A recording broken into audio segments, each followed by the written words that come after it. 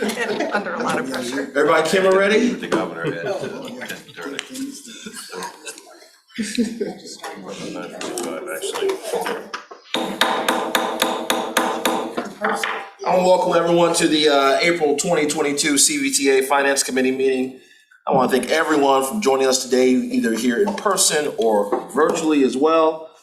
I trust that each of you are doing well, and we're all ready to get to work once again on the finances of the Central Virginia Transportation Authority. Ms. Farson, would you please certify whether or not we have a quorum? Yes, sir. Chesterfield County, Mr. Carroll. I'm here. Thank you. Hanover County, Mr. Peterson. Here. Henrico County, Mr. Thornton. Here. City of Richmond, Here. Chair Stoney. Thank you. Here. And Commonwealth Transportation Board, Mr. Brown.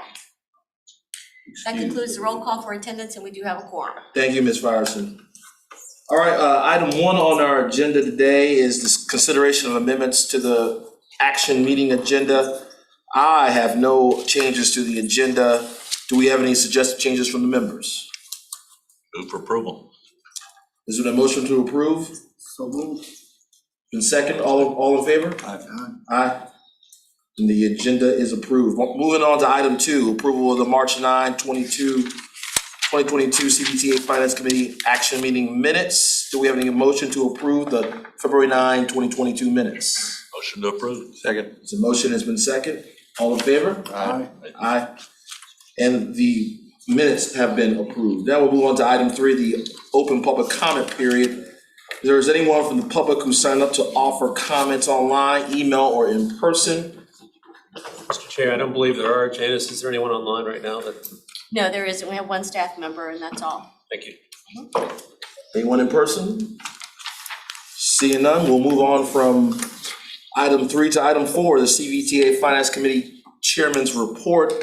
I do not have a formal report today, but I would like to say that today is another exciting day for CVTA. Later in the agenda, as a finance committee, we get to have a discussion about regional funding scenarios. And this is a very important conversation, as recommending a funding scenario will determine the number of funding years of our regional funds that we will commit to having available for project funding. The outcome of today's meeting also entails us deciding whether we will incorporate bonding opportunities during this year or subsequent years. Again, we hope to have at the end of this meeting a funding scenario framework that will allow for the TAC to present to the full authority a prioritized list of projects that will fit within the constraints of the regional funding scenario we select. Now that I've found a way to excite everyone about the finances of CVTA and the future of CVTA, let's move on to item 5, CVTA activities report. Mr. Parsons and Mr. Ure. Yes, thank you, Mr. Chair. I'll start on page 7 is the monthly investment report for February of 2022. Just point your attention towards the portfolio mix between local government investment pool and Virginia investment pool. And the bottom of that page shows the cumulative interest earnings for FY22 for the amount of $32,627. The back page on page 8 just highlights the benchmark comparisons, compliance report, and an understanding of key investment terms for anyone who is following along at home. And this is in the agenda packet if there's a reference that's needed later following the meeting. If you haven't taken any questions about that, otherwise we can move, I think Mr. Ure is with us, and move into the TAC activities report. I do have some questions about that, Mr. Chairman. I'm looking at this, and this investment report is showing returns of less than a savings account. Are we being that conservative that we're getting returns less than inflation? Mr. Chair, Ms. Ure might be able to. Mr. Chair, Mr. Peterson, so the Finance Committee and the authority approved the investment policy consistent with Chesterfield County. I think that Ms. Longacre is interested in coming back to this committee with recommendations, especially now that you have the financial advisors on board. So your point is well made, and I think that there's some interest in looking at better returns on the holding of those dollars for the regional fund. So it would be appropriate if the finance committee wanted to set in motion a conversation with the treasurer of Chesterfield County and the PFM team to talk about what that investment strategy should be. Because as of right now, with no action, it will continue to remain in that very low yield. Well, I think I would recommend that we do that, Mr. Chairman. I did speak with our treasurer, Rebecca Longacre, about this, and yes, she's absolutely wants to come forward with the different opportunities for us than what we're currently doing. She feels that we can do much better in a different investment portfolio. As a way to, when the money's sitting there, we might as well make the best use of it while we can. Okay, while the sun is shining. Ms. Heater, did you say that this is a scheduled visit already with the committee? I mean, with your concurrence, absolutely. So if the committee's, I think it's good to be having this conversation, and if the committee is, I don't know that a formal action is necessary, but comfortable with us moving forward to make that connection, I think she would very much, as Mr. Carroll said, like to come and address the committee. I think there's a consensus from the committee that we would love for her to visit with us in the near future. Yep. Next meeting would be great. Okay, we'll connect the dots. Just for the committee's information, Mr. Ure and I have already had informal conversations with Chesterfield staff because they wanted to get a better understanding of the regional funding scenario and when money comes in and when it goes out, and if there's a schedule to follow, and just to understand the ins and outs of what we're going to be doing. So again, the interest is there, and we'll certainly coordinate at the staff level to have that conversation. Perfect. Mr. Ure? Yes, sir. Thank you, Mr. Chair. So Cvta TAC met on Monday of this week. So very recent discussions on a number of items. The bulk of the discussion was centered around the regional funding and the funding scenario. So that will be coming up on an item later in the agenda, so I will not go into that.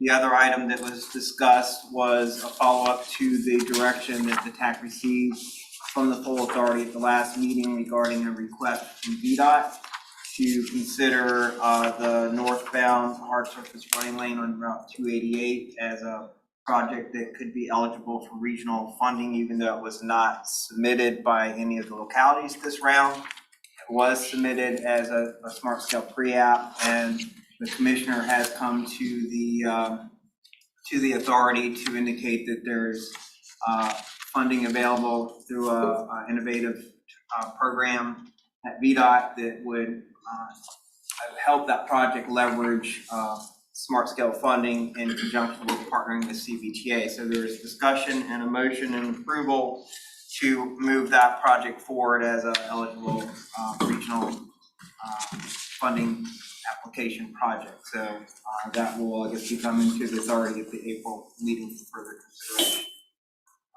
Otherwise, there was a brief update on the fall line. The following working group will have an upcoming meeting to continue the efforts that was directed to the TAC and the fall line working group at the last Cbga authority meeting to work with VDOT to package a north design bid build or design build project and a south design bid build or design build project over the next year, as well as direct money to the city to work on a traffic analysis and preliminary engineering study for the new alignment through the city, as well as direct the following working group to come up with a spending plan for the balance of the trail as we get more information out of the state budget on money that will be available for the fall. That's the extent of my report, unless there's questions. Mr. Ure or Mr. Parsons, maybe you all can, what is the current outlook for the dollars that were at least proposed in Governor Northam's budget? What's the state of things at this point? Obviously, we do not have a budget from the state from the General Assembly, but As it in both stands, scenarios. as it stands, we understand there is still money in there for trails. There's a difference between the House side and the Senate side on the budget. I believe the House side still has 90 million for statewide trails. So I think that's roughly 14.9 or 15 million designated for fall line. So it sounds like there will still be some dedicated funding for fall line likely, but lesser amount than what was in Governor Northam's. And what does that mean for the gap, the delta? Based on our math, we're roughly at $100 million delta. We think that number may be a little high as we move through design, but kind of too early to tell. I will note that there was a federal earmark on the southern end of the Fall Line Trail for $2 million for the section just outside of the Cvta region. So bits and pieces are coming together, but yes, even with the maximum amount that's left in the state budget, there will still be a significant delta in fully funding the trails. And so does both the House budget and the Senate budget reduce the amount from Governor Northam's proposed? Yes, sir. Seems significant. Potentially significant. Okay. One more question, is the 288 project we're talking about that they came, is that included in the scenarios that we're looking at later on this morning? Yes, sir. The ask, if I could refresh everybody's memory, the ask was approximately $8 million of Cbga to match against the forget the amount that the state was willing to put on the project, and they've done the back of the napkin math on smart scale and think that if combined those two sources, that it would score very well on smart scale potentially. Any further questions for Mr. Ure or Mr. Parsons? Seeing none, we'll move on to old business. Item 6, the quarterly reporting and FY21 annual certification update. Mr. Parsons. Thank you. This is just a brief update. We are, as I think we shared at the last authority meeting, we have all the certifications from FY21. We are working through quarterly reporting from all jurisdictions that have expended Cbta local money and have that up to date, I believe, at least through the second quarter. And we'll continue to work with each jurisdiction to get updates on project spending. We are also working to finalize the projections, the local allocation plan for next fiscal year, starting July 1, for all jurisdictions that plan to spend Cvta local money. Not everyone still has started to use that fund. So everyone's at a different place among the 9 jurisdictions, and we're monitoring that and working directly with each jurisdiction to make sure we have everything up to date. Any questions for Mr. Parsons regarding the certification update? Seeing none, we'll move on to item 7 and the regional project prioritization. Mr. Parsons. Thank you. Item 7A, and we, for everybody in the room, we printed large format copies of the tables that we're discussing today.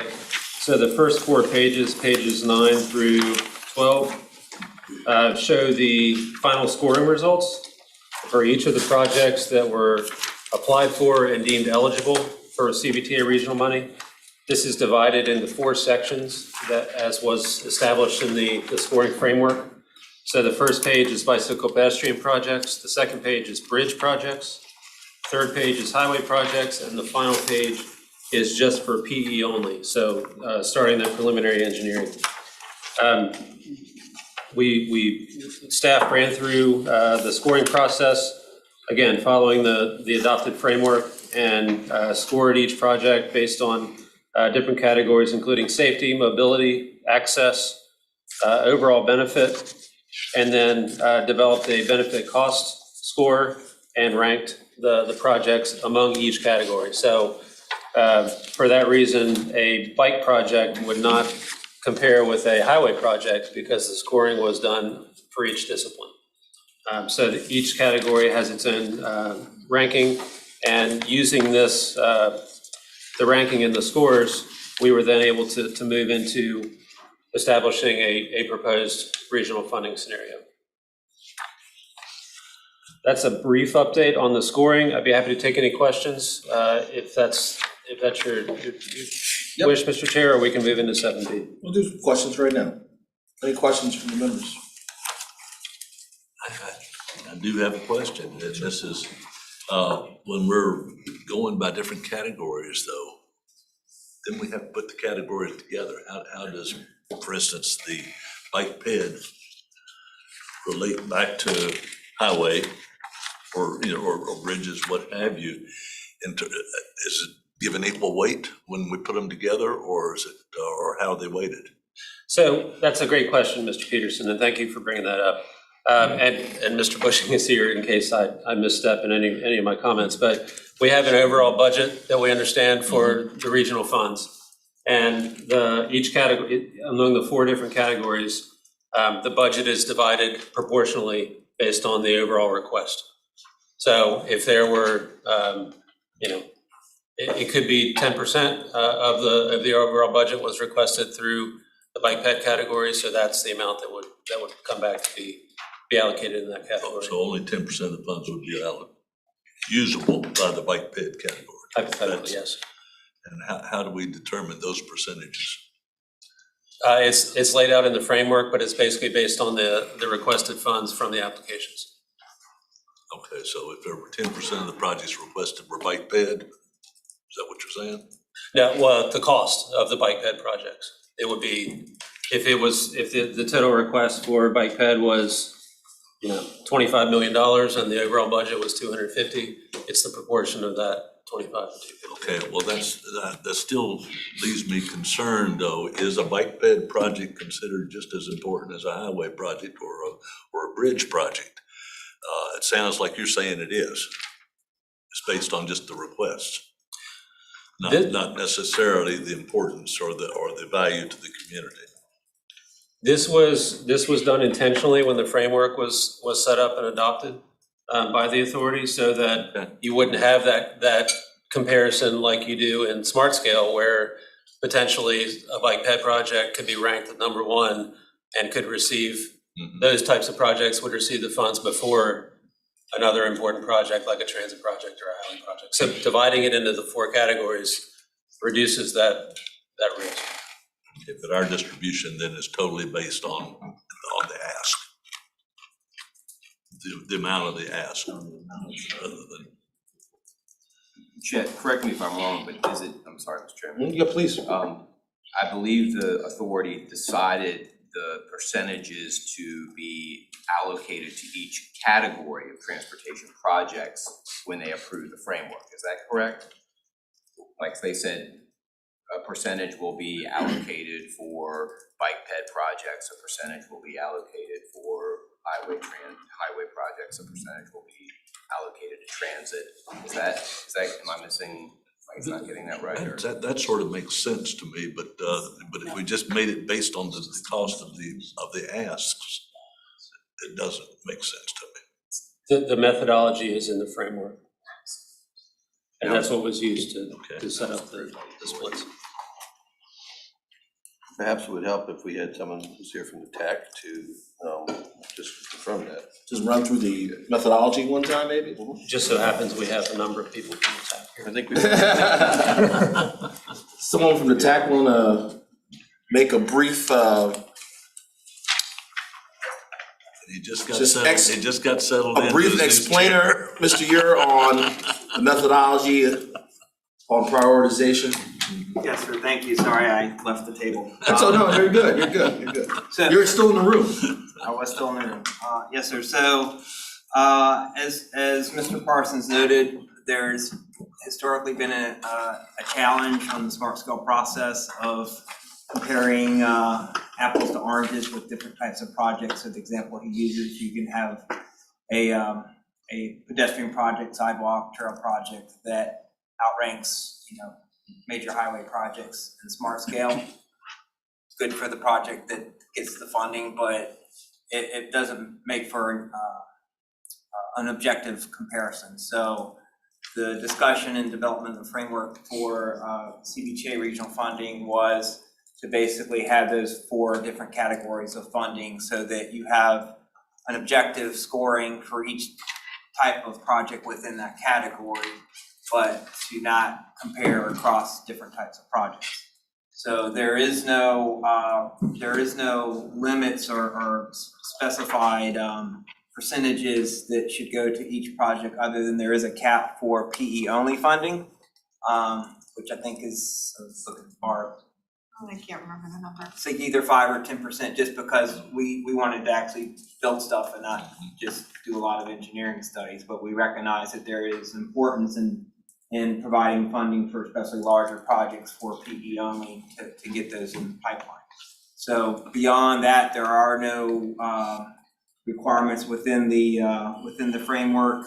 And actually, Dorona just handed me something I will read out of the framework document. The distribution of funds should be roughly proportional to the total value of the requested amount for each project category. But it doesn't specify an exact percentage. It's basically a general guideline. Okay. Don't know if that helps. So basically, the Well, authority has it the helps, I mean, that's flexibility. it helps, Yes. I think it still has some things that could be tweaked, but, Yes. it does help. Well, we're keeping a list of things that coming out of this first full round of regional allocations to go back and revise the framework document, since that was a first effort. So we already are kind of compiling a working list, and we'll be glad to take this into consideration based on the direction of the authority. So we at no time actually combined these into one full ranking of everything within CBTA. That's correct. Only Smart Scale does that. Yep. Basically, some of what you said. Mr. Carroll? I appreciate you coming forward to explain it. I think it's important for the people who may be watching at home to understand what the thought process was. So it's good that Mr. Peterson brought it up. It's good that I don't know something, so I can ask the question.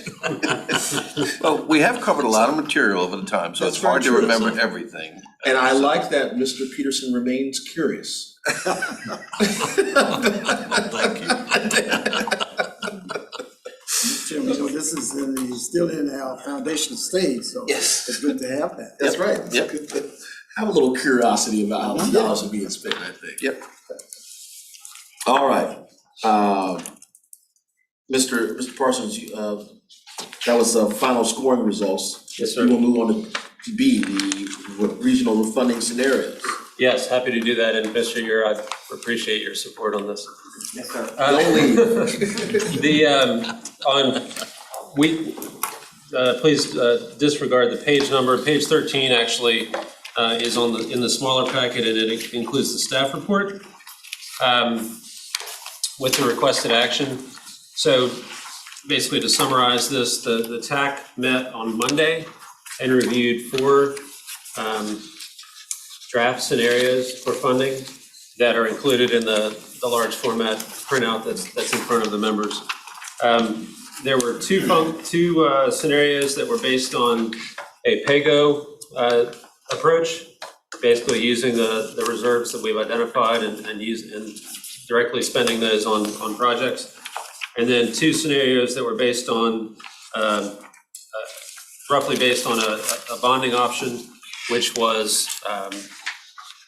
used the no more than 10% that the authority had discussed previously.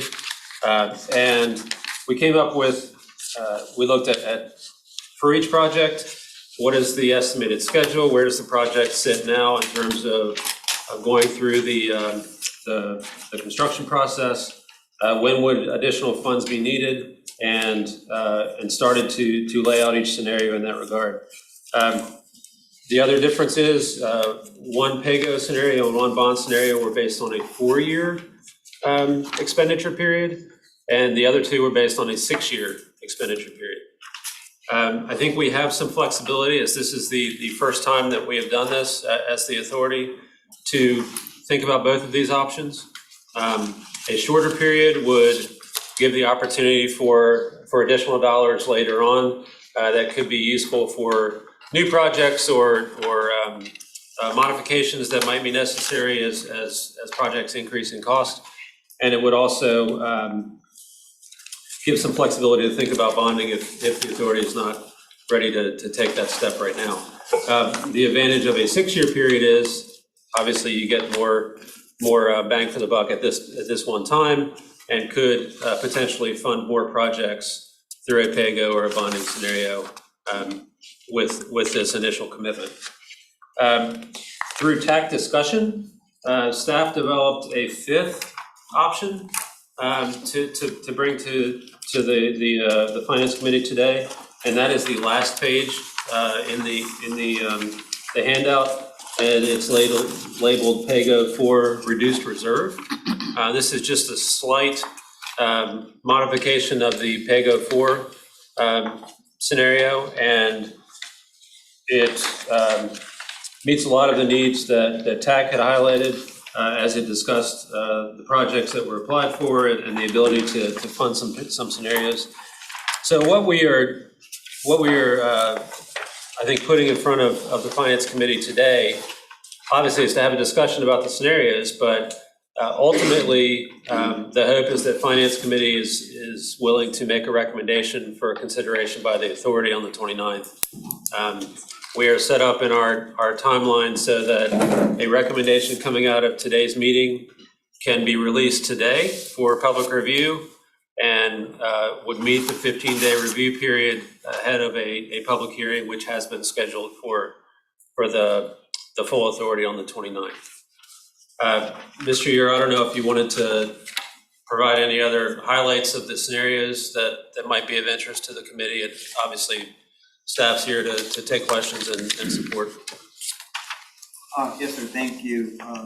So there was a lot of discussion at TAC, very good discussion on Monday regarding the different scenarios and basically how many of the projects and to what degree the projects could be funded with the different scenarios.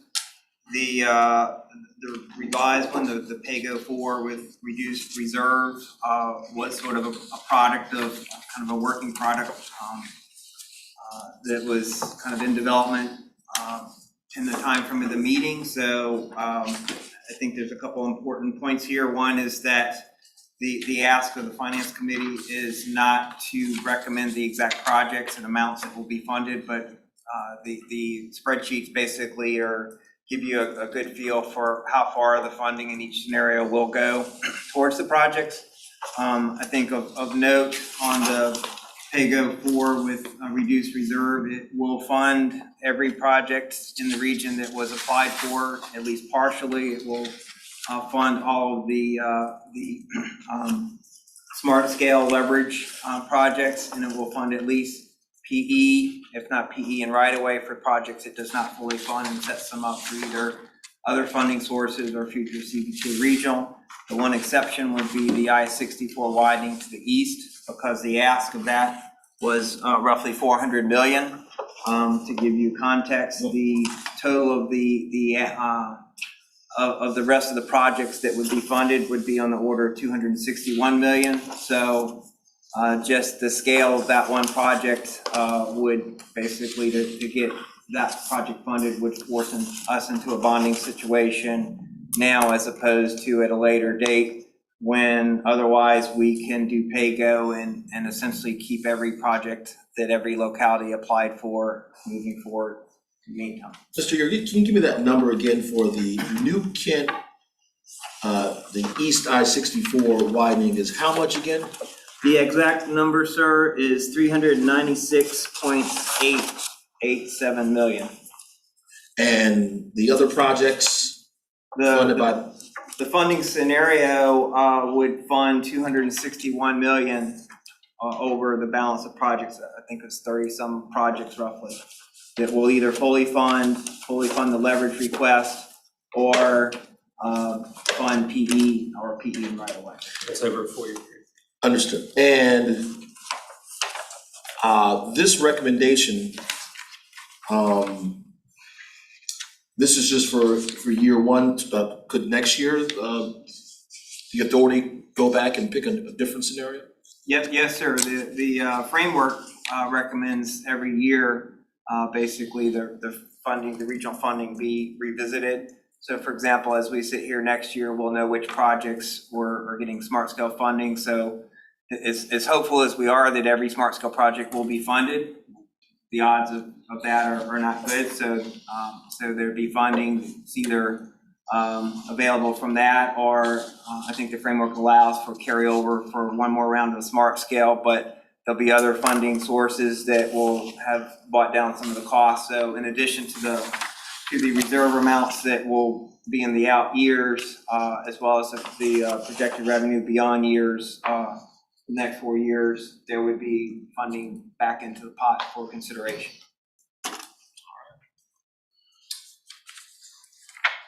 Any questions, Mr. Peterson? Are all these projects, the numbers we're talking about is fully funding it with CVTA funds, or are we looking at other Not all of them. sources as well? A lot of them did not ask for full funding because they're either looking to leverage against smart scale, or they have other funding sources, or in some cases, the request is for PE only. In some cases, the full amount was asked for, but just in order to most efficiently utilize funds, the recommendation, the draft recommendation scenario would be to fund at least PE to get the project started and come up with better cost estimates going forward.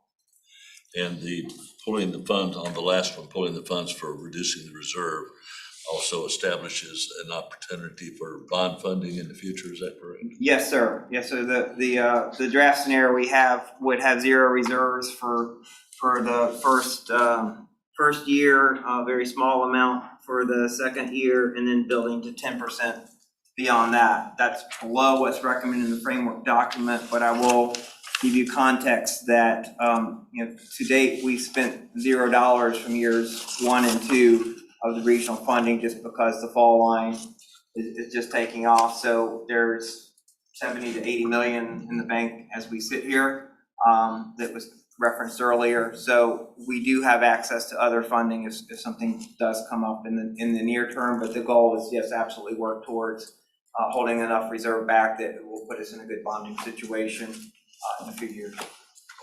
And the thought is that those reserves will be able to handle the debt service once that decision. The other thing I'll note is many of these projects are really just starting off in engineering design. So the model of holding back an increasing reserve amount for out years was to account for project cost overruns as they go towards construction, especially the time we find ourselves in now with construction inflation. But because most of these projects are really just starting out, the expectation of a need for reserves for the first couple of years is not high. Mr. Thornton? Mr. Ewell, also, I think I heard you answer this, but my concern is always is that the Cvta as an organization has the flexibility and discretion when you talk about the funding source and how we do that, even depending on localities as they suggest, ranges like that. So I did hear you, I think that you did say that each year we kind of take a look at that. That's critically important, Mr. Chairman, as you well know, because we never know about economic times, we never know about different challenges, that we couldn't predict COVID, how it has impacted things there. So I feel comfortable knowing that we have that flexibility and discretion. Those are the things I worry about, long-range things, which cover short-range situations too.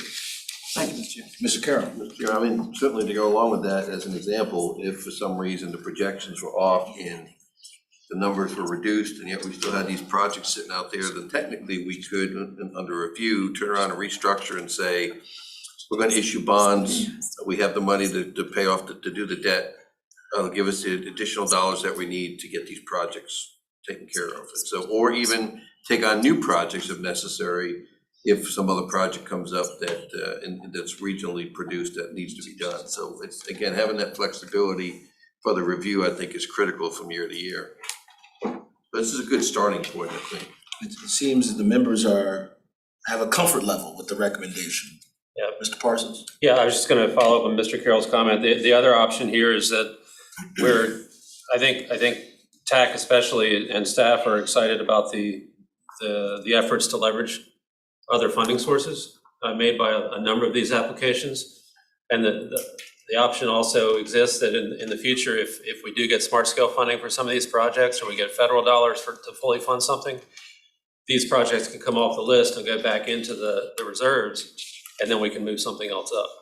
And we have the priority list now of options and an application process that is vetted, so I think we're in good shape.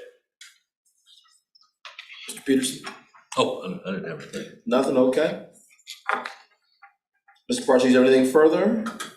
At this point, I think we wanted to hear from the committee about the 5 draft scenarios, if there are any concerns about those, and hopefully move towards a recommendation of one of those or a modified one to go to public hearing. Yeah, it seems to me that there's been already a exhibited, just demonstrated comfort level with Pago 4, so I was gonna ask for a motion to select Pago 4 as the preferred regional funding scenario for the public review and consideration by the authority on April 29. Mr. Chair, clarification. Sure. Would you recommend the Pago 4 reduced reserve, which is number 5? Is that what your recommendation is for the motion? Set number 5. The last page. The last page, The, which is has draft on it. In the big sheet, Oh, the big sheet. last sheet. I think that's the one we've been It's the discussing. one we've been discussing. Yeah, mm-hmm. So if that's the case, if it is Pago 4 with the reduced reserve, then I would make that motion to move that forward for the public hearing. There's a motion to move Pago 4 with the reduced reserve, is that what it's called? Yes. Forward for public review and consideration by the authority on April 29, 2022. Is there a second? I'll second. It's been seconded. Any discussion? Just, want my colleague to explain it again one more time. Sure. So the motion would be to, because I think there's 2 things that have to happen here. One is we need to approve this forward to be set for public hearing and be advertised for public hearing, if I'm correct on that. I see the staff shaking their head yes. And then number 2, also to forward it to the full authority for full consideration on our upcoming meeting.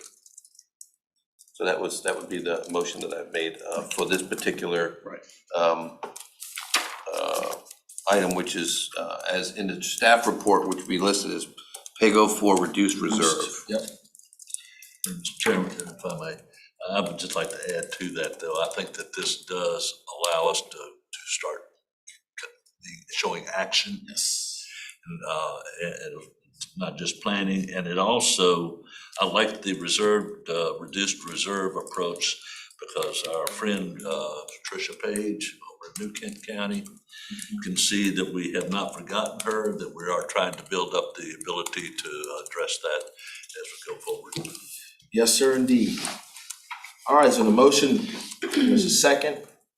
Ms. Fires. Thank you. Excuse me. Mr. Carroll, Aye. Mr. Peterson, Aye. Mr. Thornton, Aye. and Chair Stone. Aye. Thank you. That concludes the roll call for that item, and the motion passes. Motion carries.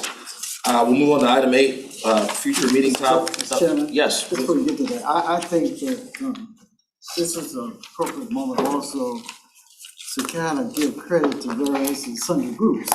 So I think we need to give a lot of credit to the TAP group there, as they kind of go all through the data and all that and bring us the best findings. And we don't say that much, so I just want to make sure that we share that with the TAP group, that we are appreciative of the work that they do and help us to make this a better organization. Without a doubt.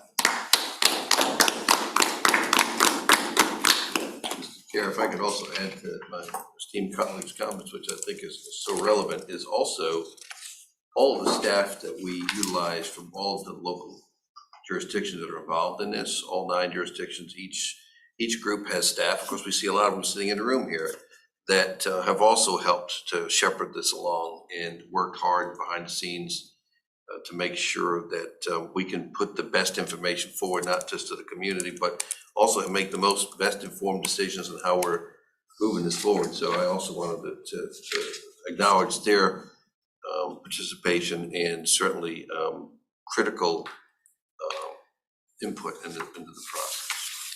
As you know, Mr. Carroll, Mr. Peterson's a very smart man. Mr. Carroll, you're a very smart man. Mr. Thornton, you're a very smart man. But the staff that works for the CVTA, very, very highly intelligent, a lot smarter than the individuals around this table. And so You got it. we have to credit them for the work they do in order to make this authority what it is today. And it's been how many months and years?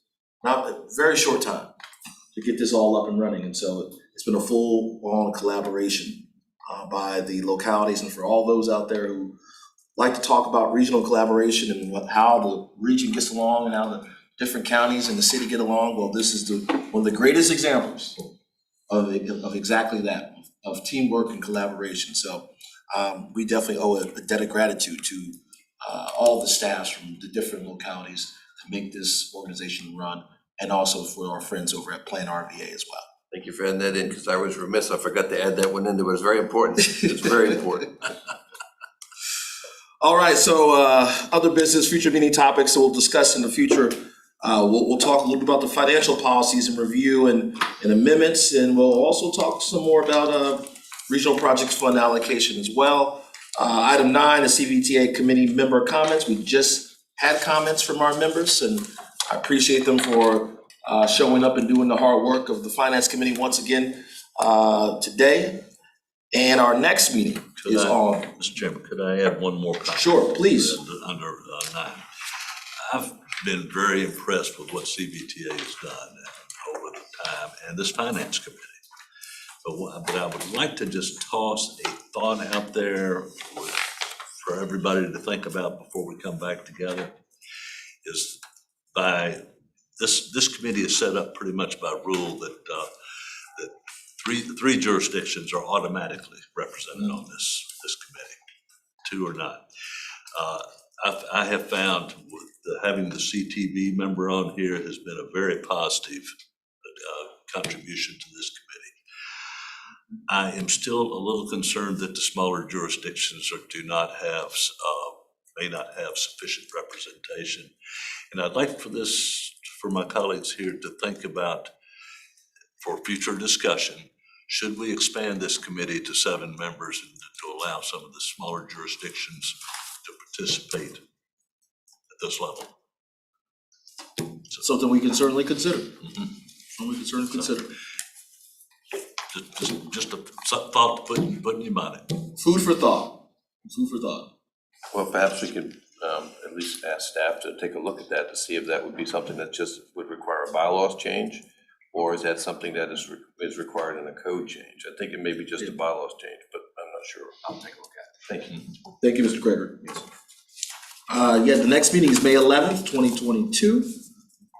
And with that, folks, we are adjourned. See you in a couple of weeks. See you in a couple of weeks. Full committee. Full committee.